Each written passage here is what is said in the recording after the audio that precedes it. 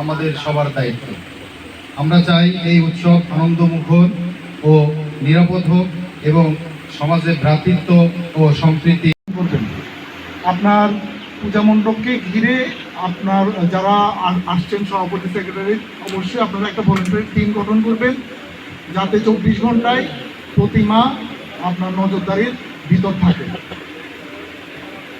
কোনো বিতর্কিত জায়গা, যেসব বিরোধপূর্ণ ভূমি আছে অথবা খাস জমি আছে, এ ধরনের জায়গায় কোনো রকমের প্রতিমা আপনার স্থাপন করা যাবে না। আর আপনার প্রতিমা পূজা চলাকালীন সময়ে প্রতিমা যেখানে স্থাপন করবেন সেখানে এক্সিট এবং এন্ট্রি পয়েন্ট বিশেষ করে পুরুষ এবং নারীদের আলাদা আলাদা করে স্থাপন করবেন। আর আমার পক্ষ থেকে আর কোনো বিশেষ কিছু নাই। আপনাদের প্রতি আমাদের পুলিশের পক্ষ থেকে একটা অনুরোধ থাকবে, আপনার বিশেষ করে রাজনৈতিক নেতৃবৃন্দ যারা আছেন, আপনার অতীতেও দেখেছি ওনারা বিশেষ করে গত বছর ওনারা প্রত্যেকটা পূজা মণ্ডপ পরিদর্শনে গিয়েছেন, ওনাদের একটা ভলেন্টারি টিম গঠন করে দিয়েছেন এই সংক্রান্ত প্রত্যেকটা মণ্ডপকে ঘিরে ইউনিয়ন গ্রাম পর্যায়ে। তো আপনারা এই ধরনের একটা ভলেন্টারি টিম গঠন করে দিবেন এবং নিজেরা পূজা মণ্ডপ পরিদর্শনে যাবেন, যাতে একটা এই সাম্প্রদায়িক মানে সম্পর্ক একটা আরও বৃদ্ধি পায়। আমরা যাতে আমাদের ছোটোবেলায় যে সেই সময়গুলোতে ফিরে যেতে পারি, আমাদের যাতে পোশাক পরে ডিউটি করতে না হয়, ঈদে বলেন পূজাতে বলেন, আমরা তো আপনাদের মধ্যে ছুটি যেতে চাই। তো আপনারা যারা দূর দূরান্ত থেকে আসছেন, অনেক সময় দিচ্ছেন, সবাইকে ধন্যবাদ আপনাদের এই মূল্যবান সময় আমাদের দেওয়ার জন্য। বাঙ্গুরা বাজার থানার পক্ষ থেকে, থানা পুলিশের পক্ষ থেকে আপনাদের সবাইকে ধন্যবাদ। আমি ধন্যবাদ জ্ঞাপন করছি আজকের যিনি সভাপতির আসন অলঙ্কৃত করেছেন এই বাঙ্গুরা বাজার থানার সুযোগ্য অফিসার ইনচার্জ জনাব মাহফুজুর রহমান মহোদয়কে।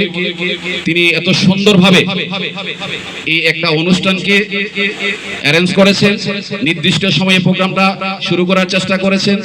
প্রত্যেকটা লোককে উনি ফোনে দাওয়াত করে আপনাদেরকে আসার, আমরা বিগত দিনেও চেষ্টা করেছি যে আমাদের এই সনাতন ধর্মের ভাই বোনদের সাথে ভ্রাতৃত্ববোধ বজায় রেখে আমরা দিনাতিপাত করার জন্য। আমাদের বিশ্বাস আজ পর্যন্ত আমাদের সেই ভ্রাতৃত্ববোধ রয়ে আছে। আগামী দিনে তা আরো কঠোরভাবে সফলভাবে আমরা রাখার চেষ্টা করব। আপনাদের এই শারদীয় দুর্গা উৎসবে আমাদের পক্ষ থেকে যত ধরনের সহযোগিতা প্রয়োজন ইনশাআল্লাহ আমরা যারা মুসলমান আছি আমরা করে যাব। ইউনিটে নির্দেশ করা হয়েছিল যেন পূজা মণ্ডপে কোনো ধরনের বিশৃঙ্খলা না করতে পারে, কেউ যেন কোনো ক্ষতি না করতে না পারে, এই নির্দেশনা আমাদের প্রিয় দাদা আলহাজ কাজী শাহ মফিজুল হোসেন কাইকোবাদ দাদা দিয়েছিলেন। ওনার নির্দেশনায় ওনার আস্থাভাজন আলহাজ মহিউদ্দিন অর্জন চেয়ারম্যান সাহেব, আমাদের মুরাদনগর উপজেলার বিএমপি আহ্বায়ক, উনি এই সারা মুরাদনগরে প্রত্যেকটা ইউনিয়নে যত জায়গায় এই পূজা মণ্ডপ উঠেছিল প্রত্যেকটা পূজা মণ্ডপে গিয়েছিলেন এবং তদারকি করেছিলেন। ওখানে একটা ছোট্ট একটা ঘটনা আমি একটু সময় নিয়ে বলছি। একবার এক শুকরের বাচ্চার আবদার হলো মানুষের গোস্ত হবে, তো অনেক গোস্ত খাওয়াচ্ছে কিন্তু সে গোস্ত নাম 3 টাইম একটা উপাসনালয়ে কি করছে, একটা গোস্তের টুকরা নিয়ে ফেলে দিচ্ছে। এখন সকালে আসা দেখলাম যে কি অবস্থা, এটা এখানে এই গোস্ত আসছে। এখন কি হয়েছে, দুই দল কি হয়েছে, মারামারি হয়েছে। মারামারির পরে লাশ পড়ছে। কারণ কে ফালাইলো, ভালো হয়েছে যে তোমাদের কাছে যদি কোনো খারাপ কাজ দেখো তোমরা কি করবে, শক্ত হাতে প্রতিরোধ করবে। প্রতিরোধ করার ক্ষমতা নাই, তাহলে কি করবে, মুখে বাধা দেবে, ভাই এই কাজ করবে না। এটা সম্ভব না হলে কি করবে, মনে মনে ঘৃণা করবে। বিভিন্ন কথা বলেছেন, আল্লাহ কোরআনে বলেছেন তোমরা কোনো বিশৃঙ্খলা করো, আর যারা বিশৃঙ্খলা করে আল্লাহ তাদেরকে পছন্দ করেন। এটা মানুষ হিসাবে চাই সে যে কোনো ধর্মের হোক, কোনো ধর্মেই মারামারি কাটাকাটি হুয়াঙ্গামা, তারপরে আপনার মিথ্যা কথা বলা, সুদ খাওয়া, গোশ খাওয়া, তারপরে আপনার মদ পান করা, এগুলার কোনো নিয়ম নেই, কিন্তু আমরা পথ ভুলে বিভিন্নভাবে আমরা এগুলো করে ফেলে, আমাদের কাছে ভুল মেসেজ যায়।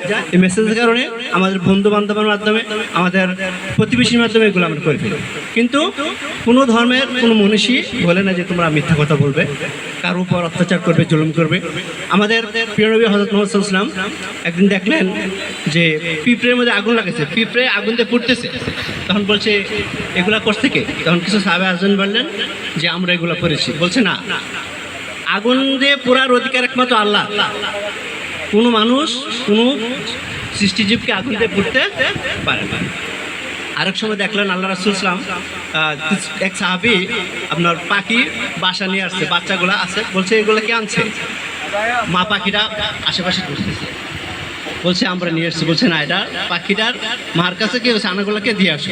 তাহলে আমাদের সেই ইসলামের নবী আমাদেরকে সম্প্রীতি শিখিয়েছেন, আমাদেরকে ভাই ভাই ঠাই ঠাই এক সমাজে বসবাস করতে বলেছেন। এখানে সংখ্যা লঘিষ্ঠ গরিষ্ঠ বলতে কিছু নেই। সে যেমন আলো বাতাস দিয়ে বড় হচ্ছে, তত আমাকেও সেভাবে কি হচ্ছে, বড় হতে হবে। এখানে কমিটির পক্ষ থেকে প্রতিনিধি হিসাবে আপনাদেরকে নমস্কার জানাচ্ছে আমার দাদা শ্রদ্ধেয় সমীর সাহা, দাদা রাজীব সাহা। তো ওনাদের প্রতিনিধি হিসাবে আমি আপনাদের কাছে একটু দু একটা কথা বলতে চাই। সেটা হচ্ছে আমাদের বিজয়া দশমী, দুর্গাপূজা উপলক্ষে যে বিজয়া দশমী হয় রামচন্দ্রপুরে, সেটা বিগত 100-150 বছরের পুরনো, হয়তো এর চেয়েও বেশি হতে পারে। এই বয়স বাড়ার সাথে সাথে এই দশমী দেখে বড় হওয়া এবং দশমী উপভোগ করা, সব মিলিয়ে আসলে এত পুরনো একটা দশমী, সেটা আমি বলে শেষ করতে পারবো না। তা আমার একটাই আবেদন আমাদের দাদাদের পক্ষ থেকে সবাইকে দশমীর নিমন্ত্রণ করে গেলাম। আমাদের এই বিজয়া দশমী উপভোগ করার জন্য আপনাদের কাছে আমাদের বিশেষ অনুরোধ থাকবে, আবদার থাকবে। আর বিশেষ করে আমাদের মানে বিশেষ অতিথি স্যারকে বলবো যে আমাদের এই দশমীটা উপভোগ করার জন্য, আমাদেরকে সহযোগিতা করার জন্য, আমরা রামচন্দ্রপুর বাজারে আমাদের এই দশমীটা যেন একদম সবাইকে নিয়ে, হিন্দু মুসলমান সবাইকে নিয়ে আমরা এই দশমীটা উদযাপন করতে পারি। আর আমাদের দশমীর মূল ইয়েটা হচ্ছে আমার সন্ধ্যা 8টা থেকে পরদিন ভোর 6টা পর্যন্ত আমাদের এই দশমীটা চলে। ওইখানে মিনিমাম লোক 1 থেকে 1.5 লক্ষ লোকের উপস্থিতি থাকে। ওইটার জন্য আপনার করণীয় বা আমাদের কি করণীয়, আপনার থেকে সহযোগিতা চাই। আর বিশেষ করে এই দশমীটা যেন ওই বাড়িতে পূজা হয়, সন্ধ্যা 8টায় দশমী বিসর্জন হয়ে যায়, ওইরকম আমাদের তো আর হবে না। আমাদের তো হচ্ছে যেই মাঠের মধ্যে দশমীটা হয়, সেটা হচ্ছে রাত্রে 8টা থেকে ভোর 6টা পর্যন্ত আমাদের যে অনুষ্ঠানটা চলে, 11টা পর্যন্ত আমাদের এখানে প্রতিমাই আসে মাঠে। তো আমরা তো আসলে 7টা 8টায় কোনো বিসর্জন আমরা করতে পারবো না।